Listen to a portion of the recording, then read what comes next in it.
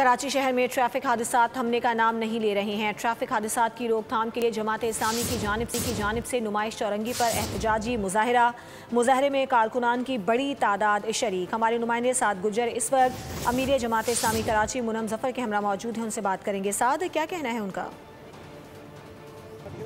हाँ जी बिल्कुल, इस वक्त मैं नुमाइश चौरंगी पर मौजूद हूँ। शहर कायद में दिन ब दिन मसाइल जो है वो बढ़ते हुए नज़र आ रहे हैं, जिनमें इस वक्त एक संगीन मसला जो है वो हैवी ट्रैफिक और ख़ास तौर पर जो ट्रैफिक हादसा कराची में हो रहे हैं, जो कि 800 से ज़ायद रवा साल जो है वो इसकी जो शिदत इख्तियार कर गई है। अगर बात कर ली जाए ई चलान की जानिब से भी, तो यहाँ पर आज जमात इस्लामी की जानिब से धरना दिया जा रहा है। ई चलान के खिलाफ भी बात की जा रही है और साथ ही साथ जो है इसके ऊपर भी बात की जा रही है कि ये जो ट्रैफिक हादसा हो रहे हैं। अमीर जमात इस्लामी कराची मुनम जफर साहब मेरे साथ मौजूद हैं।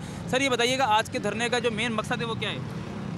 देखिए, आज हम इस वक्त यहाँ नुमाइश पर मौजूद हैं। धरने का आगाज़ हो गया है और धरने का मेन मकसद ये है कि जो हैवी ट्रैफिक के हादसात हो रहे हैं इस वक्त शहर के अंदर, और इस हैवी ट्रैफिक के हादसात के नतीजे में सिर्फ इस साल सैकड़ों की तादाद में लोग अपनी जानों से चले गए हैं।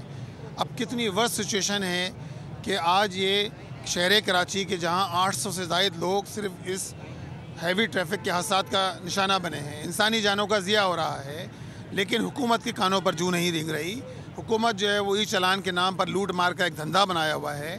तो जमात इस्लामी का बुनियादी मकसद ये है आज के इस धरने का कि हैवी ट्रैफिक के हादसात का सद्दबाब होना चाहिए, हुकूमत इसके लिए एक्शन ले, हुकूमत ऐसा तर्ज़ अमल इख्तियार करे कि जिसके नतीजे के अंदर जो हैवी ट्रैफिक हादसात हैं उनको रोक लगाई जा सके। ये मेन नुमाइश चौरंगी है जहाँ पर आज ये एहतजाज हो रहा है और एक तरफ जो है वो ट्रैफिक हम बहाल देख रहे हैं, जबकि नुमाइश चौरंगी की उल्टे जो लेफ़्ट साइड है बिल्कुल वहीं पर हम देख रहे हैं कि यहाँ पर जो है वो साइड पर इन्होंने कैंप लगाए हुए हैं जहाँ पर जमात इस्लामी के कारकुनान मौजूद है और कर रहे हैं। जी ठीक है साद गुजर, आपका बहुत शुक्रिया।